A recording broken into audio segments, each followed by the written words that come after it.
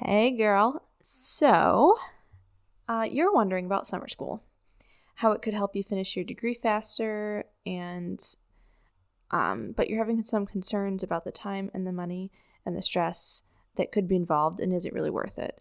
So my summer school experience actually turned out great, and I have a few tips and tricks to help you pay for and survive it as a broke college student. A few things such as one of my classes I actually got extra credit for doing homework, and I also had enough to pay for summer school exactly down to $2. Like I had $2 extra that I didn't use. I know, super random. And I had some great professors and chose some of like the easier options in classes that I knew I could handle within the time frame. So let's talk about that. Hey girl, welcome to Money and Mental Peace, a podcast for Christian college girls wanting to graduate debt-free. Do you procrastinate on homework while Googling easy scholarships and money for college because you're drowning in debt and student loans? Afraid you'll never have enough time and motivation to find ways to pay for college when you don't even have enough time to sleep or have a social life? I'm Kara. I too was a stressed college student and overachiever looking for money and mental peace. I wondered if there were other ways to pay for college, and I wished for a clear direction on how to do it. I wanted an easier way to fund college with less anxiety, but I kept telling myself I had no idea what to do, thought I wasn't finishing school fast enough, and thought I would never have enough money. Until some scholarships and rare school hacks got me through debt-free, and I can show you how to do this as well. In this podcast, you'll find mental peace, answers for your future, and enough money to kill it at college. So grab your cold brew and TI-89 and enroll in the most stress-free and debt-free class that you've ever attended. This is Money and Mental Peace. Hey, I'm back. Okay, real quick point. If you want to have like continuous ideas of ways to graduate debt-free like I did, as well as handling your mental health and just following God to what he would guide for your life, for answers on what to study, where to go, your future, all of the good stuff. I am over on Facebook in our Facebook community entitled Christian College Girl Community Dash Scholarships and Graduate Debt-Free. So that's the whole title. The dash just indicates some more information of what it's about, but again, it's called Christian College Girl Community, and the link is in the show notes, so I would love if you guys would come and join me there. So, quick story, because it's a great way to start a podcast, regarding summer school. So, I was trying to figure out what to do. I had my major and minor plans laid out in the university plan. You'll know that if you go back a few episodes ago when I talk about deciding a major and deciding on a university. But how to pay for it all, plus summer school, because I had decided to do some summer school to bump up like the speed with which I was getting stuff done, and I also had some funds for it. So the amazing thing is my choir scholarship at my community college not only covered full tuition during the school year, and I have some episodes about that way early on, like somewhere in the single digit episodes. Go check it out. But they also covered both summer semesters, not just fall and winter. They call them 2 summer semesters. We had fall, winter, and 2 summer. I know it's sometimes weird. Some people have spring and then summer, whatever they called it. But there was such confusion for a while on whether it would be for just one summer semester or both of them. But, finally got it squared away through bugging enough people and phone calls and emails.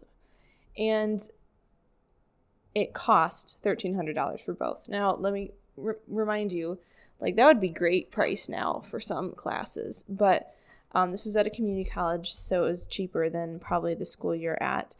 But get this, my tuition and fees ended up being $1,298 for 3 summer classes. And I had $1,300 to cover it. Like, literally, praise God. Basically, I had $2 to spare from my scholarships But oh well, like I just didn't get $2. It was so much cheaper to finish these few more classes in the summer at my community college than to wait and take them at the university. So yeah, summer classes are usually shorter. So ours, we had the 2 summer semester and they're 6-week classes. Some out there are like 8-week classes. So you'd have to take into account how much time you have for each thing, right? I was going to take Calculus 3 because I needed that for my math minor, but that would have been crazy in 6 weeks. And I'm glad I didn't, let's just say that. Turns out I took Calc 3 later in the year with a super fun group of other people, so it was good I didn't do it then. But instead, for this first summer semester, I took statistics and anthropology. Literally, thank goodness, because stats can be a difficult class, but it was only the introduction to statistics and definitely easier than the recent calculus classes I'd been taking. So plus I was friends with like 3 other people in the class, right? So that helps. And get this, the homework in statistics was extra credit. Like what? That was just in the syllabus. It literally was like the majority or all of the grade was just on the tests, which is what a lot of college classes have, or sometimes projects. But there weren't any projects in here. But for like incentive to do the homework, it was extra credit. So I appreciated that.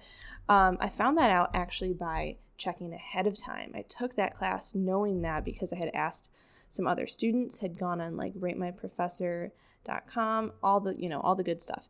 Now, anthropology was awesome because I just got to sit and listen to interesting lectures. It's like a fascinating subject. It's just different, humanity, people groups. Like, I just felt like I was learning cool, unique stuff around the world type of thing, and there wasn't too much homework. So a word of advice. Here is your very first tip and hack for summer school. The first one is to research ahead. Like, literally, I did these classes because I knew what I was getting into, and also compared to like calculus, right? So ask students who've already taken the classes you're looking into, especially for the short summer classes. Check the website, ratemyprofessor.com, and choose wisely. Have you guys heard of that website? So different students from, all over. I don't know if it's internationally or just in the US, but can mark down like ratings, like positives, negatives for different professors for different classes they took. And you can kind of get a heads up on what the professor will be like. Also take it with a grain of salt. I've had some professors on there who got terrible ratings, but I had them maybe at a different school, or like I just was a good student, so like I could handle them and it was fine. Other people have had good reviews and they don't have the best experience. But you can use some of those to get started on your research. Sometimes it has been really helpful. Also, secondly, for summer classes, if you can plan ahead, it would be awesome for you to plan summer classes as like fun, or like the the electives that you need to take that aren't as specific, classes that are more interesting, maybe challenging in that way, but not like unnecessarily hard or just downright easy classes. And if possible, try to fit your work around good classes like this instead of fitting your classes around work. I know that's not always possible, but that's my second tip. Fitting work around good classes, because with summer school and the speed, and also that you might want to be outside more and not studying it all the time, you just don't want to kill yourself over this. Sometimes, you can't be flexible with work. I understand. But for those of you who can, I would suggest focusing more on having the good classes that are interesting or easier or at least doable in the time frame, compared to having the best shifts at work if you can change your shifts. So that's the second suggestion. Okay, let's move on. So I actually started teaching before I was done with the story. There's a little bit more.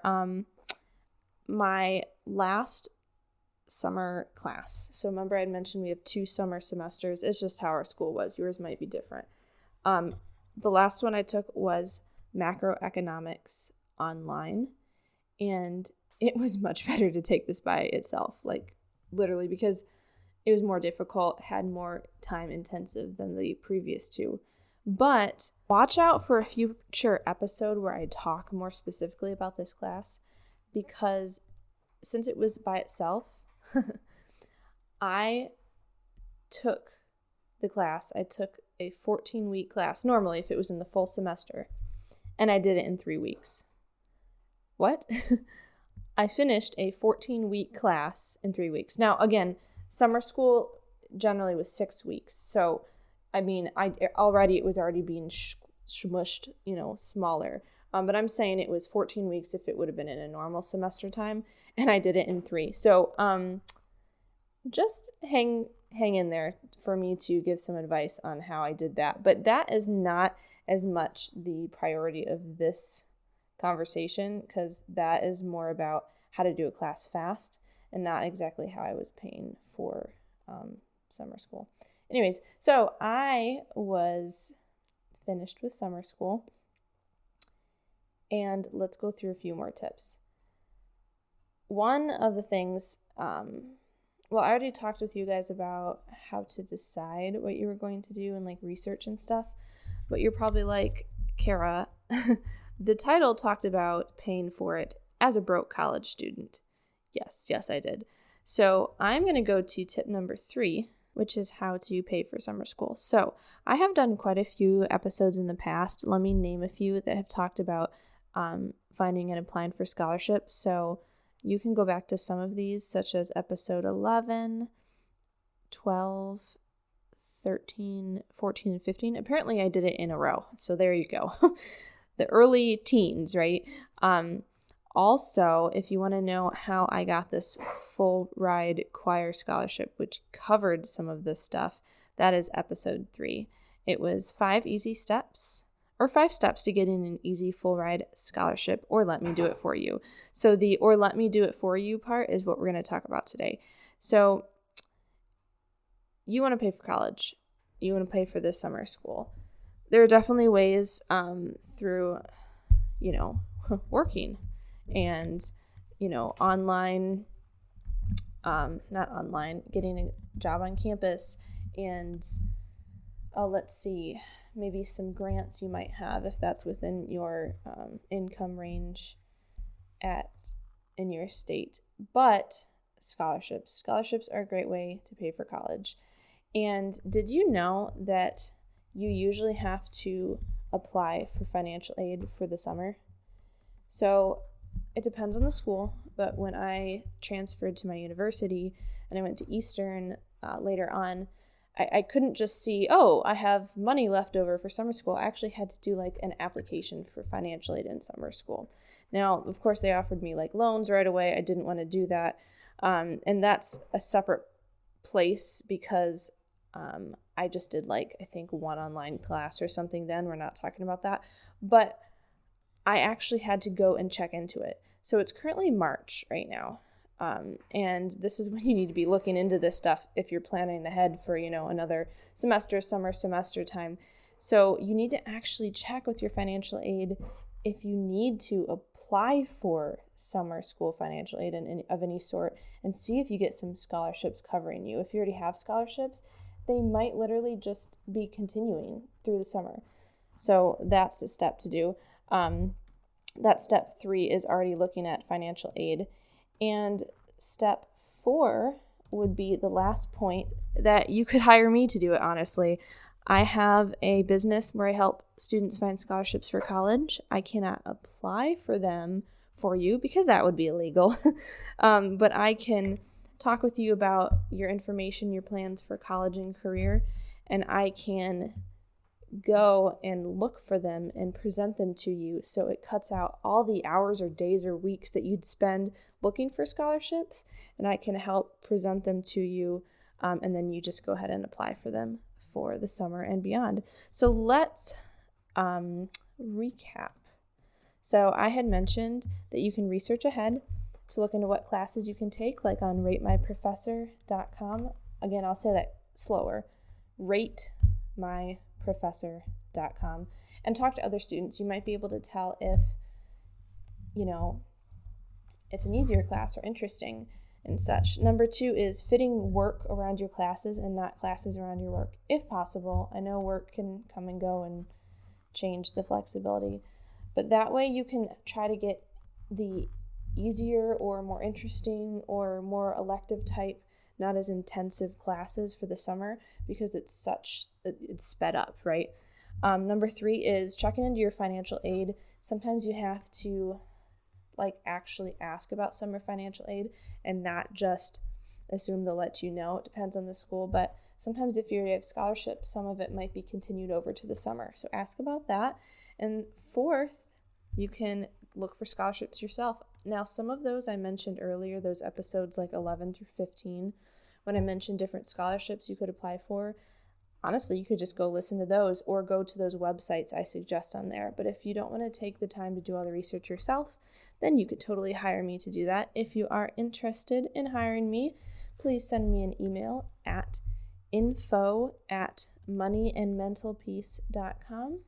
Again, that is info@moneyandmentalpeace.com, and I can guarantee finding you between $10,000 and $30,000 in scholarship opportunities. Yes, I did say that much. That's 5 figures of opportunities. Again, you'd have to do the applying because that would be illegal for me to do. But I can guarantee finding you that much that you're potentially eligible for, that you can try to apply for. So thank you so much for hanging out with me today. I'll see you again in a couple days, and hopefully these are some good tips that can help you pay for and survive summer school as a broke college student. Thanks, guys. Bye. Hey, girl. Okay, so before you run off to calculus, if this podcast has brought you any encouragement, would you please write a review on iTunes or take a screenshot, post it in your Insta stories, and tag me. Let's tell the rest of our stressed sisters that more money and peace can be attained outside of the conventional way of doing college. See you next time. Love and prayers, Kara.